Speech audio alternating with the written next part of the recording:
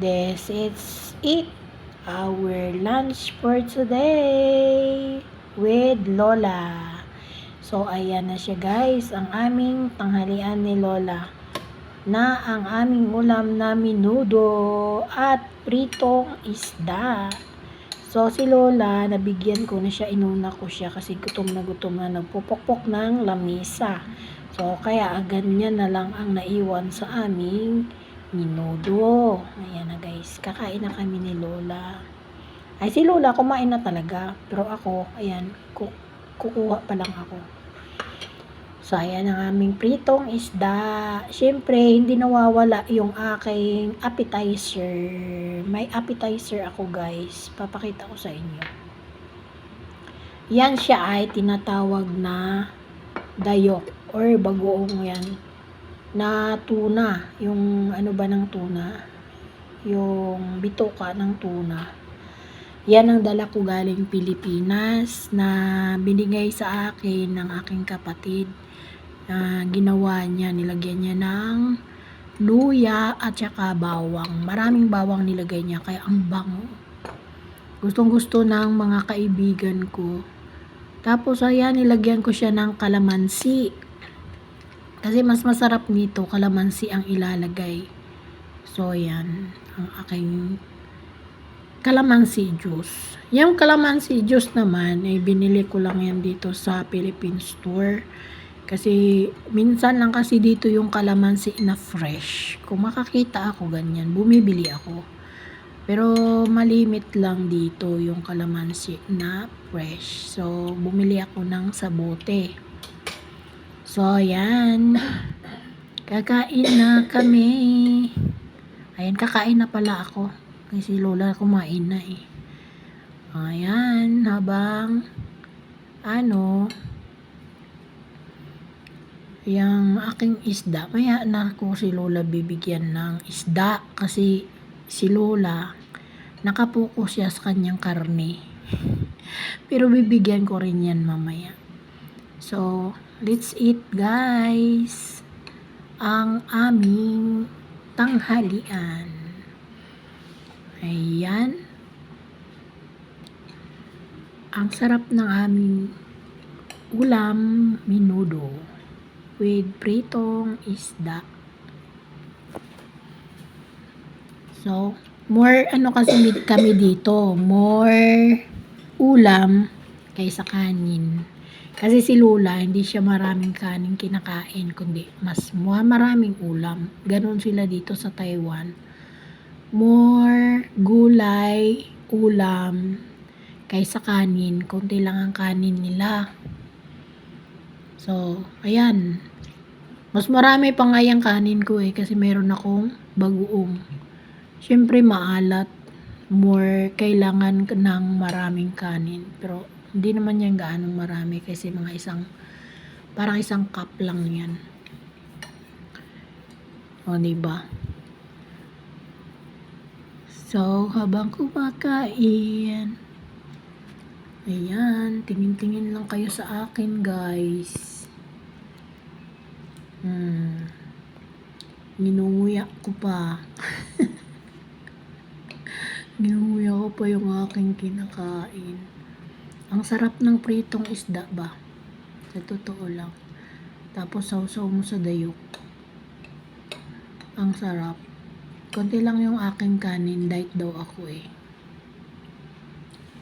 Ganyan lang talaga ako makain ng kanin ngayon. Kasi ayaw ko na madagdagan yung aking taba. Bawal na. Napapagalitan na ako. Napapagalitan na pero minsan kumakain sa labas, naku, anlikain din. O, diba? Pinapakain mo. Sabi ko, pinapakain mo ako eh. Di, ngayon tataba ako. Rereklamo ka. Huwag mo na akong pakainin. Sabi niya, ako na lang pakainin mo. Ay, naku, kumain kang mag-isa mo. O, diba? Natawa naman ako. So, ayan. Kain tayo. So, ayan, maghimay ako para kay Lola.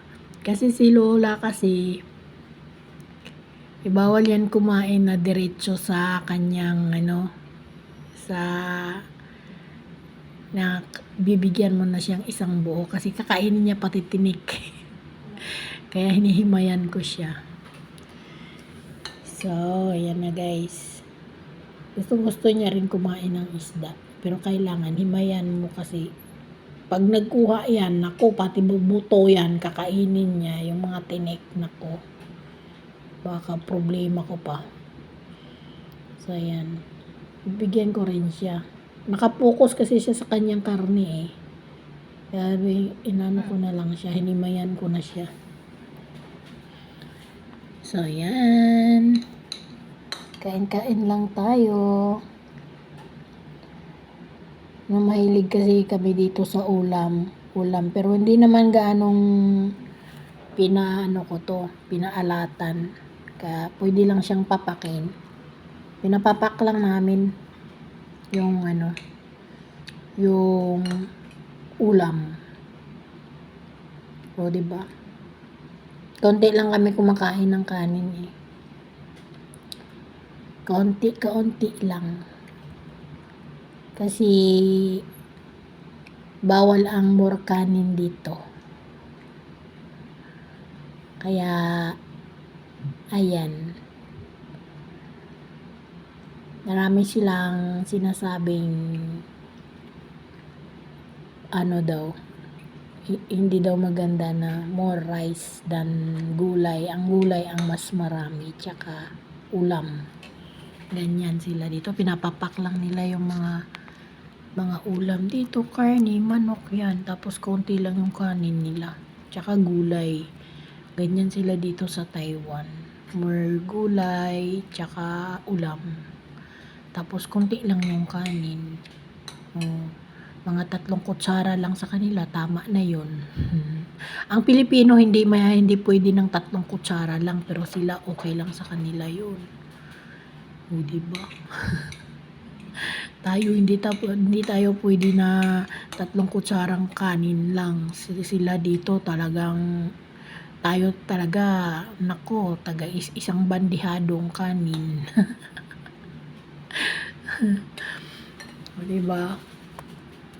So, ayan na guys. Ubusin na natin tong ating menudo kasi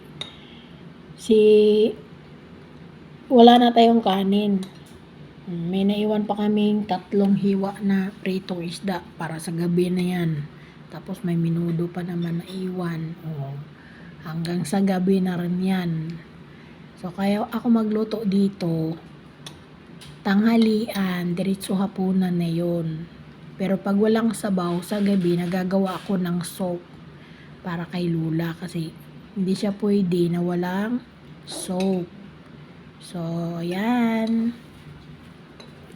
O, diba? Sarap-sarap niyan, guys.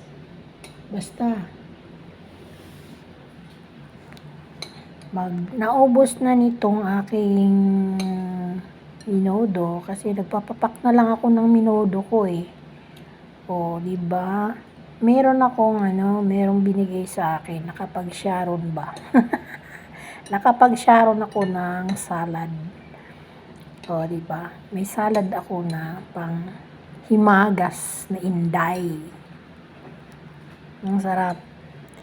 Bigyan ako ng aking birthday kasi ng ka-church ko. Tapos marami siyang salad na iwan. So, binigyan niya ako. Ang dami. Dami-dami. Kaya, ayun. Ang sarap ng kain ng Wailaw. Siyempre. Ang dami-dami mga pagkain. Siyempre. So, ayan. Naubos ko na ang aking pagkain. So, ito na ang susunod. Ang ating panghimagas na salad. So, ayan na. Habang tayo kumakain ng ating panghimagas, magmilaggalab. Shout out muna tayo. First is to our mentor, Sir John Rocaberte. At kasama ang kanyang mga channel, The Entertainment Hub, DCR Channel, John R. Max Vlog. At sa Team Solid na lagi sumusuporta at nag-effort i-play ang aking LS. At syempre, una ko kayong i-shoutout. And also my friends. Hindi lang naman Team Solid ang nag-play sa akin. At saka Team Yokotoys din. So, ito na sila, si Manager Just Elise at saka sa isang channel niya na si Elodes Gaming at sa kanyang partner na si Jamie Carasso Gaming at saka isang channel na OGBPH. Siyempre, nandyan si Ma'am Shenrik, si Sir Dinis Vlog, Kuya Dinis ang kanyang channel, Din's Kitchen, Kuya Pits, Glenny TV, Plantitos. At syempre, andyan si Ma'am Bing at ang kanyang channel na si Nasi Gaming at Señorita Vlog. At syempre, nandyan si Dexter Vlog, Colas Rodriguez, si Sislyn SG at saka kanyang channel na si Marilyn Ko, Sis Ina Mex Vlog, Ate Ling Gray, Sis Jan Gracia, Marian Inghog, Sis Cabetenya Vlog, Ma'am Irene Jordan, Chanel Vlog, Idol GFC, at saka sa isang channel na GFC TV Official. Syempre, nandyan din ang Team Loco Toys na pinangunahan ni Ma'am Gabs, Max Vlog, and Sir GPC Backyard. Kay Ma'am Lilette, Life and Travel, Sir Jean, Ma'am Seros, It's K, Jubes TV, at saka kay Alicia Bataray, at saka kay Gmix 43 TV, kay Liz Channel, kay Gma Max Vlog, Wena de Leon, Kuya Tonepa, Ate Bell, Tris, Maria's Farm, Tris Max Vlog, Latifa A, Acriselda Channel, Mary Chris Francisco, at ang mas discarding Mami. At syempre kay Lydia Mendoza at Sir Nelson Max Vlog. Ayan, so hanggang dito na lang guys. Thank you for watching. Bye-bye!